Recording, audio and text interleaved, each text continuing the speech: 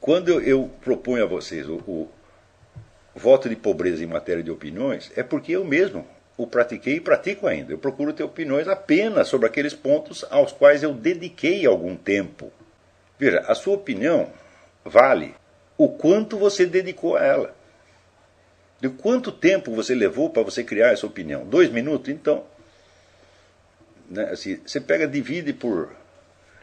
Vamos fazer uma conta razoável. Divide por 100. O tempo de audição que uma opinião merece é 1/100º do tempo que você levou para produzi-la. Vocês imaginam, por exemplo, você pega uma teoria qualquer sobre qualquer coisa. Você pega a teoria da relatividade. Quanto tempo Einstein levou para elaborá-la? 30 anos, mais ou menos, né? Quer dizer, desde as primeiras intuições que ele teve até que ele chegou, vamos dizer, à tal teoria geral da relatividade. São 30 anos. Bom, você não vai ficar 30 anos estudando a teoria de Einstein.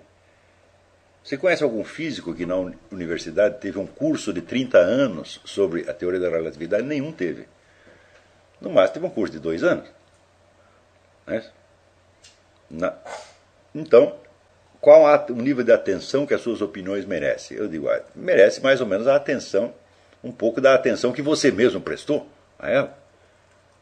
Agora, se a opinião saiu assim de repente, levou 2 segundos para ser criada, por que nós temos que ouvir? Então, o direito a ter uma opinião é correspondente ao direito de não ouvi-la, ao direito de não lhe prestar atenção.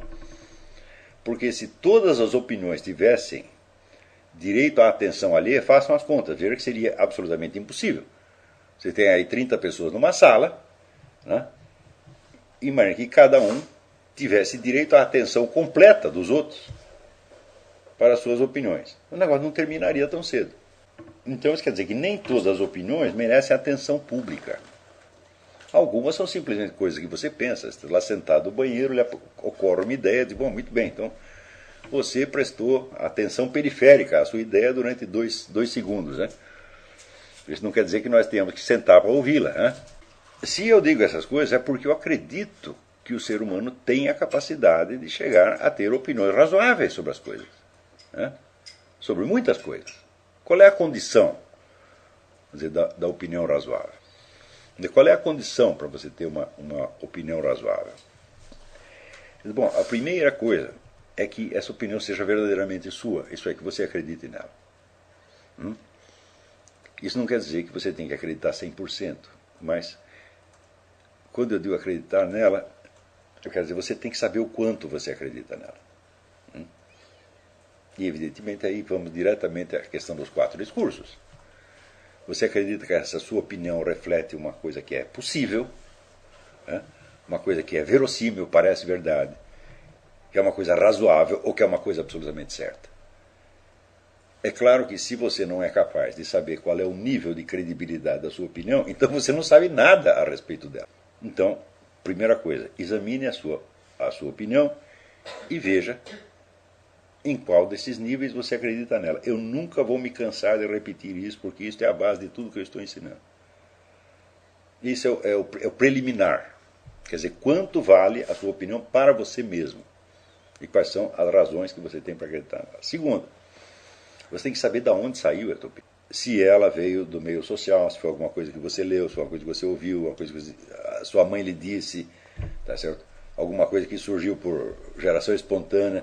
Você tem que saber qual é a origem, porque na origem vem a carga semântica da opinião. Muitas vezes nós chegamos a conclusões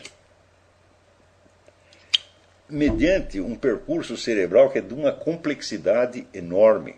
E é muito difícil você saber a origem daquilo. Mas tão logo você consegue uma expressão mais ou menos acabada, sobretudo você consegue montar uma frase ou montar um esquema, você tem a impressão de que aquela opinião adquiriu uma certa autonomia em relação à sua própria origem.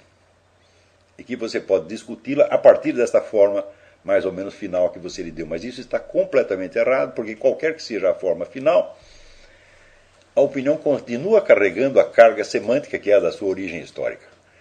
Ou seja, quando você a emite, você está intimamente associando essa opinião a imagens, a experiências, a sentimentos que você teve no percurso da formação daquilo.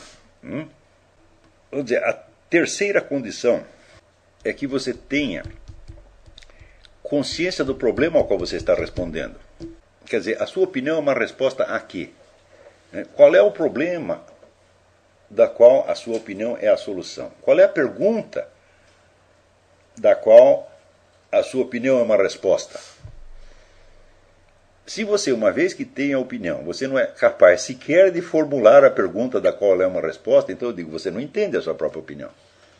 Porque você não sabe a respeito do que ela é uma opinião. É evidente que toda afirmação filosófica é resposta a uma pergunta, é resposta a uma dúvida, é reação a um problema. E identificar os problemas é, evidentemente, a primeira condição da investigação filosófica. Vamos dizer, a opinião filosófica, ou política, ou moral, sociológica, amputada da pergunta a qual ela responde, ela não significa nada. Porque você não pode saber qual é o nível de predicação e qual é o nível de credibilidade na qual você está afirmando aquilo.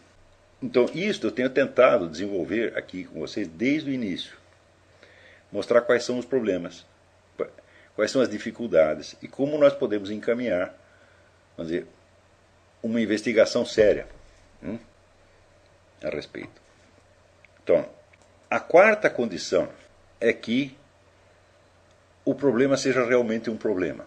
Ou seja, nem toda pergunta, nem toda dúvida, nem toda inquietação que você tem corresponde a um problema filosófico substantivo. Muitas vezes se trata apenas, vamos dizer, de uma dificuldade lógica, ou de... Às vezes trata apenas de um problema pessoal seu, que você extrapola e ao qual você dá uma dimensão universal, indevidamente. Então, o problema tem que ser testado antes de qualquer tentativa de solução. É preciso você ter certeza de que o problema emana da realidade da experiência, de que ele tem uma substantividade, por assim dizer, factual, e não somente, vamos dizer, uma formulação lógica bonita. Não é isso?